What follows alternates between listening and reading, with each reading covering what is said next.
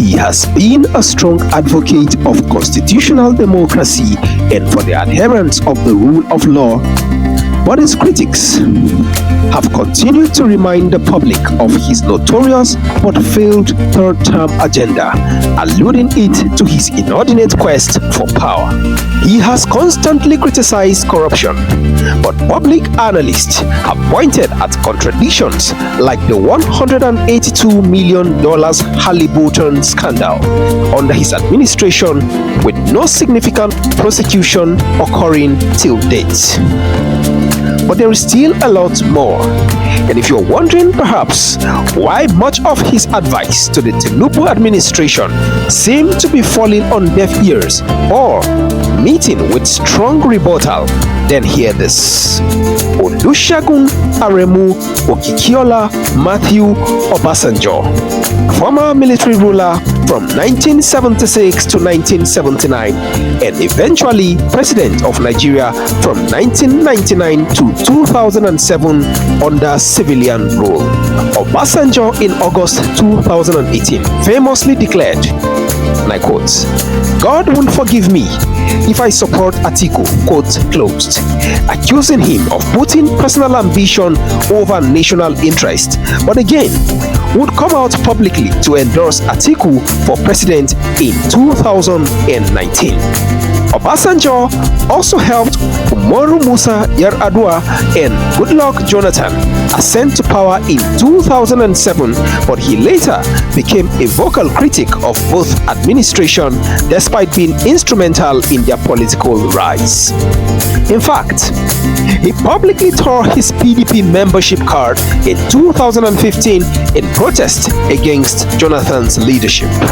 And while it remains on record that his administration allowed more media freedom compared to past military regimes, yet in 2004, the offices of the Insider Weekly magazine were raided by the SSS after it published stories on corruption involving high-profile individuals under the leadership of Obasanjo.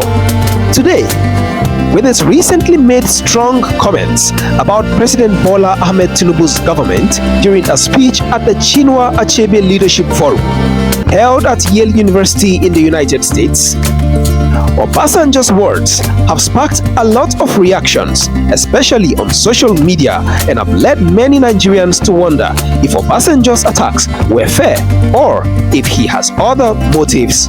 But what exactly did Obasanjo say, and why are people talking about it? And what does the current government has to say in response? At Yale, Obasanjo, who ruled Nigeria twice, once as a military leader in the late 1970s and later as a civilian president from 1999 to 2007, criticized President Tinubu's government, claiming that the current administration is not doing a good job.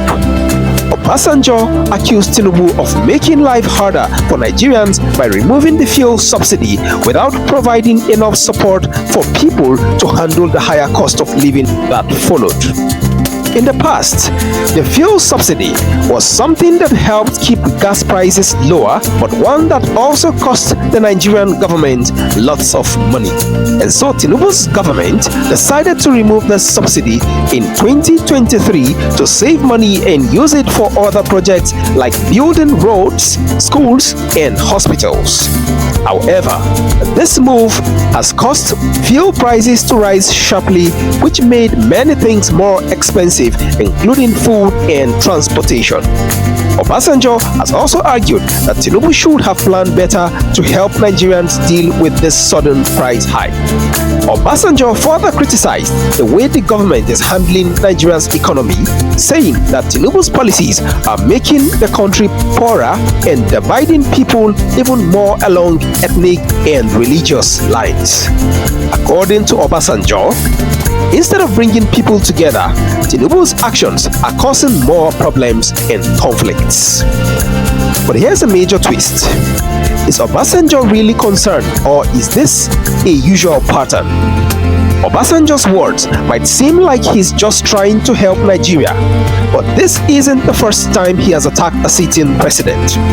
In the past, he also criticized Presidents Goodluck Jonathan and Muhammadu Buhari, even though he once supported them. Some people think Obasanjo just likes to attack whoever is in power so he can seem like he's still in control or the smartest person in the room. But here's where it gets more controversial. Obasanjo himself had many problems when he was president. Even though he is remembered for bringing back democracy in 1999 after many years of military rule, his time in office was filled with issues like corruption, political fights, and even attempting to change the rules so he could run for a third term, which many saw as a grab for more power. And so to some, it's a bit surprising that Obasanjo is now so critical of Tinubu's administration. During his own time as president, he also struggled with issues like fuel subsidies but didn't take strong actions to fix the problems. In fact, some critics say it is unfair for Obasanjo to attack Tinubu for trying to fix things that he himself left unsolved. But let's hear how Tinubu's government has responded to all this.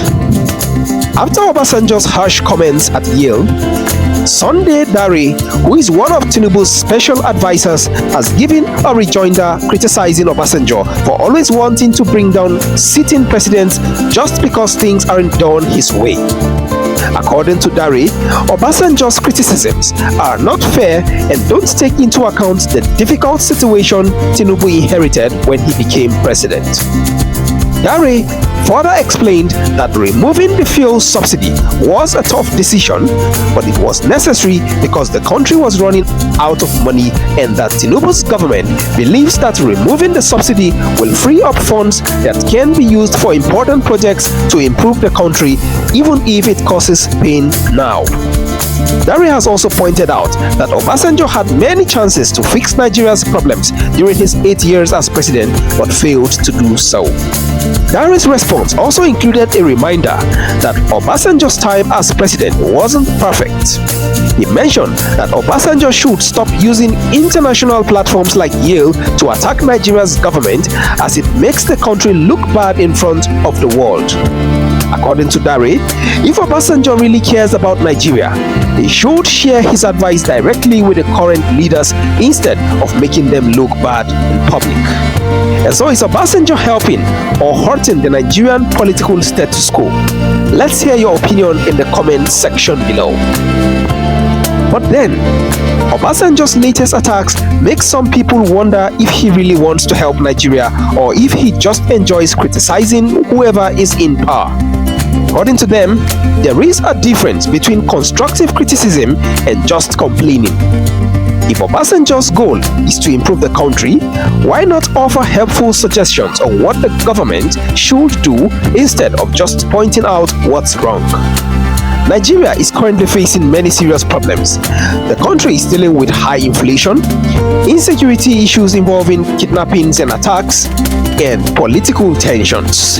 Instead of adding to the division, this is a time when Nigerians need its leaders, both past and present, to work together. Some people believe that Obasanjo's attacks, especially on an international stage like Yale, are not helpful. In fact, they might make things worse by making the government defensive instead of open to advice. On the other hand, if Tinubu's government really wants to fix the country, it should also listen to criticism, even if it comes from someone like Obasanjo. But what's the way forward?